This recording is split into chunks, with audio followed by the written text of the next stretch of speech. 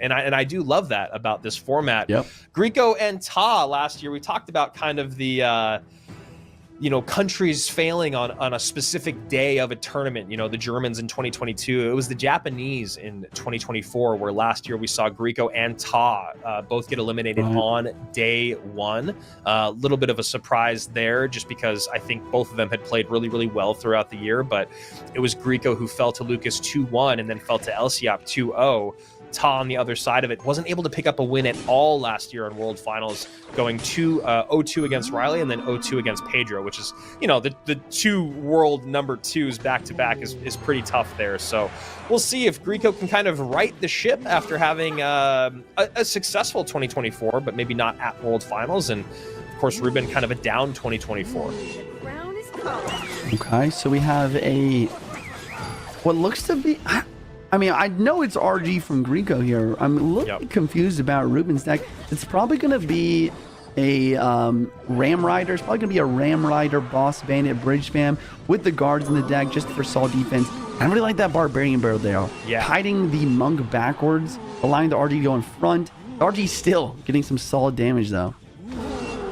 Yeah, Ruben having some really nice predictive plays already. Like you said, that bar barrel was really nice. He snowballed the Skellies that were going to come out to stop his Boss Bandit from charging.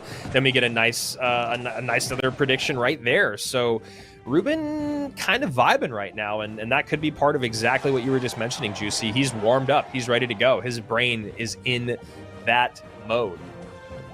Rico taking a second to get some elixir, hands on the head. He's confident that Ruben's not going to play anything either. And Monk in the back, Eggsy from Ruben. Try and get the Evo in cycle. I think that's one of the biggest things in the matchup for Ruben is that Evo Snowball. If you can use the Evo Snowball to kind of mix and match this push that's happening in the bridge currently, he'll be able to have a little bit easier time defending. But that's why you see an early Monk ability from Guriko trying to predict that Evo Snowball. But Ruben, he knows that's a possibility as well. He's patient, and he gets it down late, allowing for a solid defense.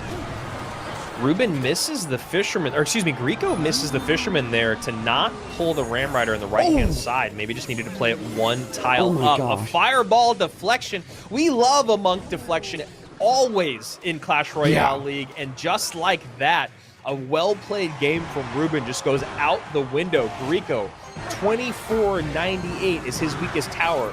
Ruben, take away 2,000 HP from that. Only 473 remains as he's going to Boss Bandit plus Ram Rider to defend, and that is a fast game number one for Guriko, who had a first-round bye. Because he kind of made it so he's down 5 elixir, because the Executioner didn't end up doing anything because the Fisherman just does a great job of just pulling that from the right lane into the left lane, and then that's when he really got that big counter push with the RG, the Monk, and he even got 2 Fishermans on the board at one point. So a second Suspicious Bush comes out. Not mad about it. Very interesting. I wonder what other win condition we'll see to compare with that. And Ruben looking like he could be going to Graveyard or RG. And there it is. Going to be RG. Guriko with the Mega Knight. Interesting. Evo Mega Knight does a pretty good job versus Royal Giant if you can make sure the Fisherman isn't able to lock onto it. That's a big if, a big caveat here. I'm sure we'll see either some guards or some Goblin Gang in Guriko's deck, though, to maybe be able to make that happen. We saw kind of like parts of this look earlier from Tourist, where it's like Mega Knight coupled with spam cards, coupled with Evo Witch and Suspicious Bush. My Clash Royale strategist brain hasn't quite figured out why these cards are all paired together, but you know what? It worked out for Tourist, and so far it's working out okay for Guriko. Juice, do you have any thoughts? Is it just like the overwhelming spam, and then the Suspicious Bush just pulls elixir when you don't want it? What is the synergy here that I'm maybe missing? Yeah, I mean, I think it's an interesting idea. I think a lot of the time what Guriko's gonna be trying to do is he's gonna be trying to make big pushes, block the right-hand lane on the right side, and just always have a Suspicious Bush on the left just to like force out a lot of elixir. Look, we see a witch and a monk on the left hand side for this suspicious bush. Wow. And the Mega Knight does drop on the tower. Yeah. This counter push to the left hand side is nothing to scoff about, though. This witch is pretty difficult to deal with right now with all these skeletons coming through. Wow, yeah, you're right there, Juice. Now a witch comes out for Guriko very late, and that one witch has completely changed the tide of this game. Another witch right at the bridge, hyper aggressive, goes gang, hoping those skellies fall down, and that's it. That's gonna do it. The witch at the bridge. Dominant plays here from Ruben. So we had game number 1 heavily swing in favor of Guriko. Game number 2, it looked like this deck might work out for a second, but then Ruben just completely steamrolls him at the end. Andrew, these are some weird games we are witnessing today. I mean, I don't know. It's feeling a little bit more even as the day has kind of gone on. Just how expensive it is and the lack of oh, there you go. There's a nice Ice Spirit. The lack of ability to clean up swarm units is just really interesting. So a card that is still ever evolving because it is new in the game. We'll see kind of how it continues on throughout the weekend. As here we go. Game number 3 in our second round of the upper bracket. Hog Bandit. Firecracker, top of your screen. Hog Bandit paired together. Juice, any thoughts there? Honestly, Andrew, this is some weird stuff. I've never seen this before.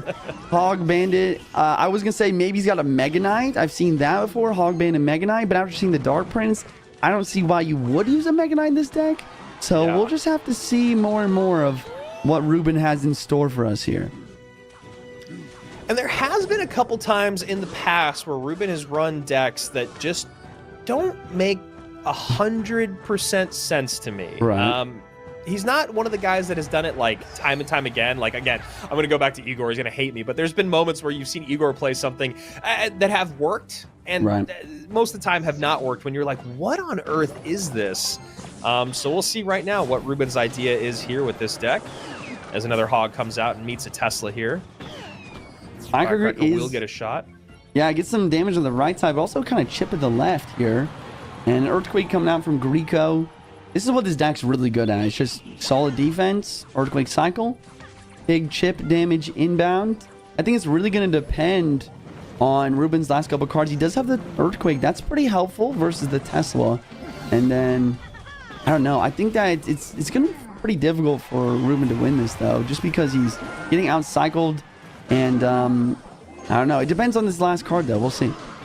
Yeah, he's getting out-cycled, and he doesn't have the ability to make his cycle any faster. Right, and that's something that we've seen a couple times today where I don't have the numbers in front of me right now, but it feels like in general, it's just been better to have a champion in your deck. I think we saw one where a championless deck beat a champion deck, but for the most part, especially with what you're talking about, Juicy, and as we see more and more cards of this evolve, I mean, you were just talking about how you would be surprised that the Mega Knight's in there with the Dark Prince. So now we have a couple things. This deck is really heavy. It's got a few cards that kind of cover the same bases, and it doesn't have a champion. So we'll see about this for Ruben. The nice thing is Ruben does have great Royal Hog's defense. He has Dark Prince. He has Mega Knight. The problem is that Guriko's already got a bunch of damage through. So now it's on Ruben to find ways to break through rather than just rely on his solid defense. Yeah, I'm curious if this type of push is the idea, right? The Mega Knight, Hog behind, Firecracker way far behind. But honestly, I feel like that's usually like a mid-ladder combination. And here it is. Ruben knows it's over. What just happened? I don't know. These are some crazy games.